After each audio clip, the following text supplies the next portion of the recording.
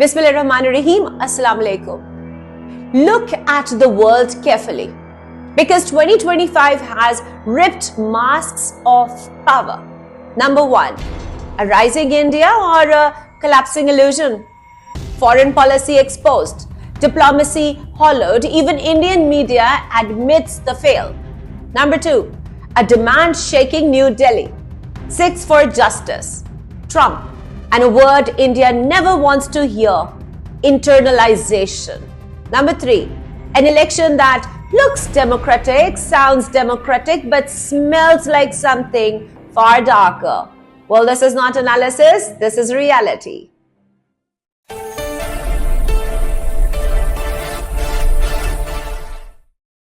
Segment 1.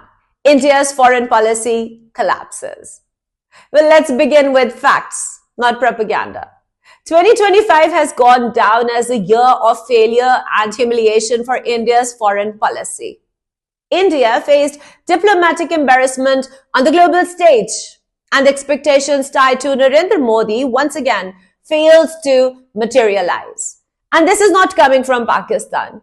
This is coming from India's very own leading newspaper, The Hindu. The Hindu openly declared 2025 a year that fell short of foreign policy expectations. Investment barriers still there. Global influence reduced to symbolic presence. Now, let's talk about the big promise, America. Well, according to The Hindu, 2025 became the most difficult year of the century for India-US relations. In the US National Security Strategy 2025, India was confined to a limited role. So much for natural allies. Then came Pahalgam. The so-called operation was described by The Hindu itself as a serious security failure. Despite tall claims, no concrete progress on the line of actual control. After Pahalgam, Indian military actions received no global diplomatic backing, and the silence over the aircraft losses, that silence damaged India's credibility even further. Well, experts agree. The Hindu did not attack India. It just exposed weak diplomacy. Now, add to this, India-Bangladesh relations at their most strained level. And then the shock wave, Saudi-Pakistan mutual defense cooperation. A diplomatic blow New Delhi did not see coming. The bottom line, well, 2025 did not elevate India, it just exposed it. Segment 2. 6 for justice and Trump land. Now, this is very important. Let's shift to something New Delhi finds deeply uncomfortable. The pro-Khalistan group, 6 for Justice, has made a bold international move. A direct appeal to Donald Trump. What's the demand? Let me tell you. Support for a separate territory for Christians in India called Trump land. Why not? SFJ leader Gurpatwant Singh Pannu says religious minorities, especially Christians and Sikhs, are facing systematic persecution. His claims are serious. You see, church attacks, arrests under harsh laws, constant pressure on minority communities, and no meaningful protection. Pannu is not just complaining, he is internationalizing the issue. He has urged global powers, especially the United States, to intervene diplomatically, arguing that India has failed its minorities. India's response?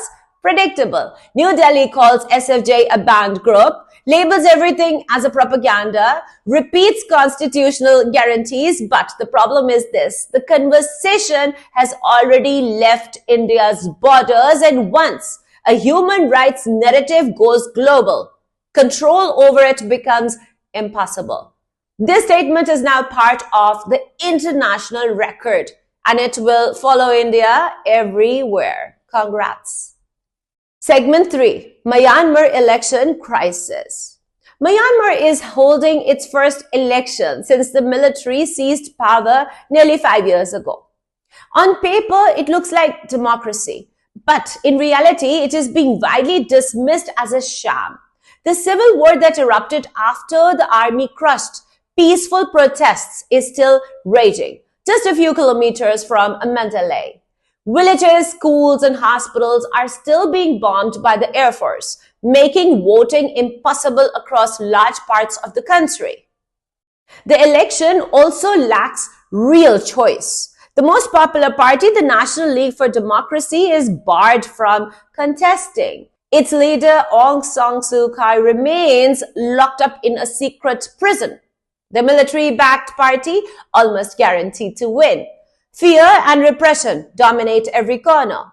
Citizens have received prison sentences of over 40 years just for handing out leaflets criticizing the vote. Almost nobody dares to speak openly. Yet some observers argue that this deeply flawed election may be the only visible exit 5 years of violent stalemate. But even if it produces a civilian government, it is expected to be little more than a continuation of the military dictatorship that rules today. The lesson is clear: democracy can be masked, but fear and control always reveal the truth. And now the closing.